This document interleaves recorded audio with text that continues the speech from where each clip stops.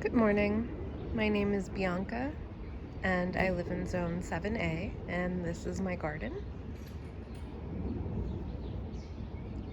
I live in a fairly urban, suburban area right outside of Washington, D.C., so it's a fairly small backyard, as you can see.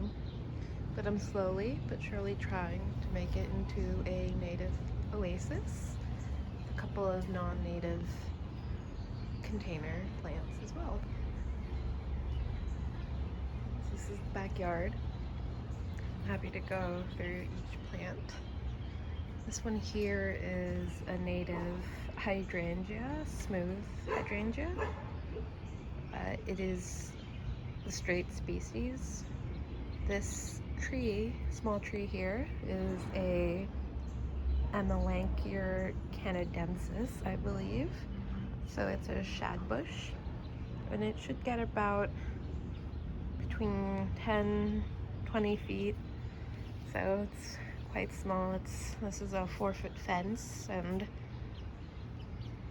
probably only like maybe 2.5 feet. This here is another smooth hydrangea that got withered. I didn't water it enough. It was in the front yard where it gets western sun, so most of it died off. But when I replanted it here, the roots still looked good, so fingers crossed it will come back next year. This, I'm not sure if it's native or not, but it is a blackberry bush that I bought at Home Depot. It's looking okay, not too much growth. I might move it somewhere else, because I'm thinking of right here putting a native trumpet honeysuckle vine that would flank this other vine I have here, which I'll get to in a sec. This is Daisy. She loves sunbathing here in the mornings. These are just chives. This is a blueberry shrub. I know that blueberries are native to Virginia, or at least in this zone. I'm not sure if this specific one is native to this area, although it's doing really well. Look at all that new growth. Super well. I'm really happy with it. Then here's some herbs that I planted. They were super leggy because I sowed them from seed inside my basement using grow lights, but they're super leggy. I didn't thin them out as I should have. This here is a non-native carnivorous raised plant bed. This is something my partner is really into, so this is his, and I think he is getting more to fill it out, although it's doing really well. These are the flowers of a Venus flytrap, and this one is of a pitcher plant. And then here is a smaller blueberry bush that I bought. In hindsight, I feel like I should have just bought two of the same size. Anyways, then here is a sempervirens jessamine, I believe. No, that's not the right name. It is, the common name is Carolina jessamine or jasmine, and it's a native vine that has that blooms yellow flowers in early spring. And I got it in probably late April, early May, so I got it after its bloom, and it has some growth. My dogs like to lay there sometimes, so I had to get a trellis so that it wouldn't harm it.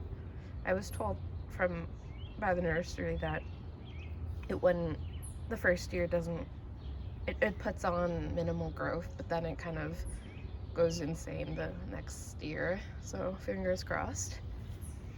Here is a native vine. I think it's a native hydrangea vine, and it's doing very well. It used to be much smaller, and I got it this year. You can see all the new growth. It's really liking this. There's like a very slight incline here, so I was hoping it would collect more water, which it does, and it's very happy here. It gets afternoon sun, and then it's shaded here because of the fence. And then I got one, excuse me, a sibling pair for it, and it's also growing well. A lot of new growth. And then here is a native witch hazel, Hemamelis virginiana, I believe. And hoping this will grow around 15-20 feet tall and wide. So I hope it's like a small tree, large shrub. And I think it's doing well. I see new growth here, so fingers crossed.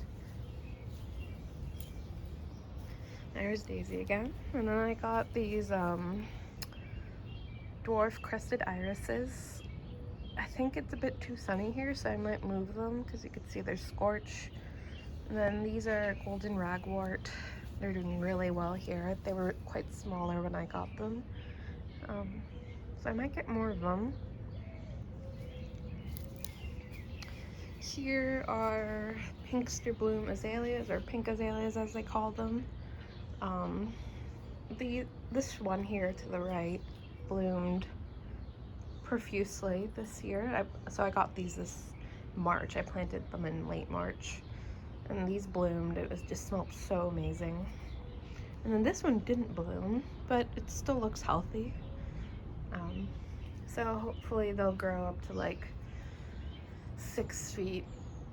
I'm hoping that they'll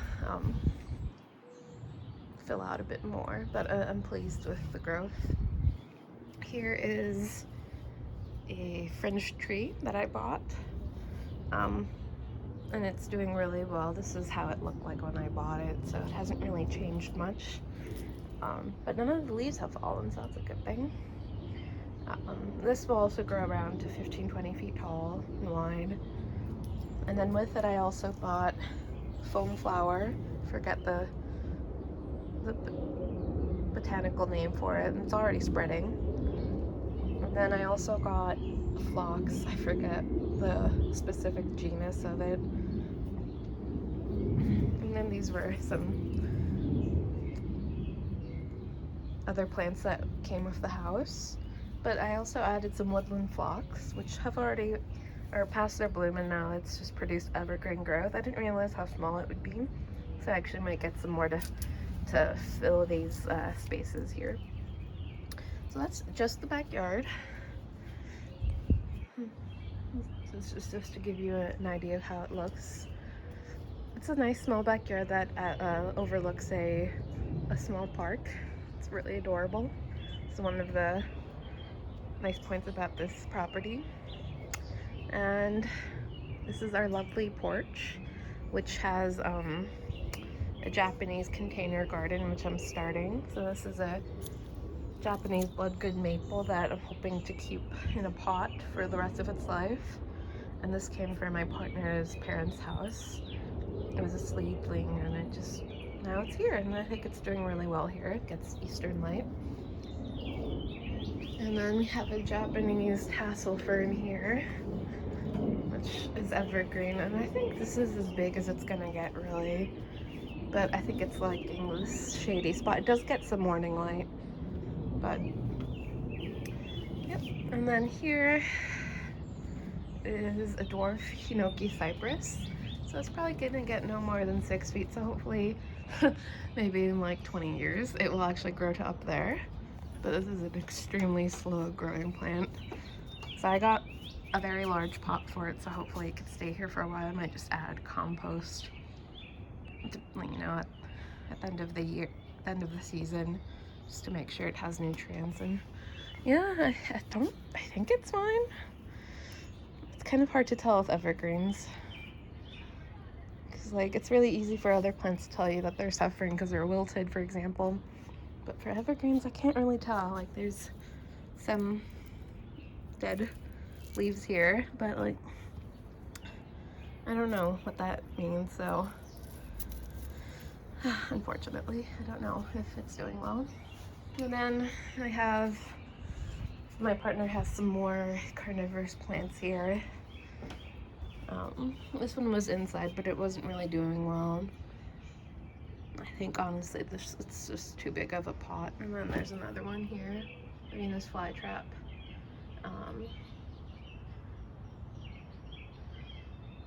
that he has, and I think it's doing well. And then this is a non-native perennial that already is past its bloom. I think I got it from previous owners, and it has evergreen leaves, but I'm thinking of getting something that's actually Japanese because I really want to make the porch a Japanese container garden, just because I lived in Japan and I really miss my time there. So I might actually get some Japanese hydrangeas that are potted, just because I have very nostalgic memories of living in Japan and riding my bike to work and just smelling hydrangeas on my way. It was just so lovely. So I might get some Japanese varieties. That's a Boston for indefinite. I don't even know where it's from. And then these are some geraniums that my mom gave me in the beginning of the spring. I probably should fertilize them, but it seems like they're blooming. There's a lot of buds that are ready to come out. I picked out the dead ones. Alright, well, that's my backyard. And there's Daisy, my ever watchful companion. I think maybe in the next video I'll show my front yard, which is a work in progress. Alright, that's it. Thanks for watching.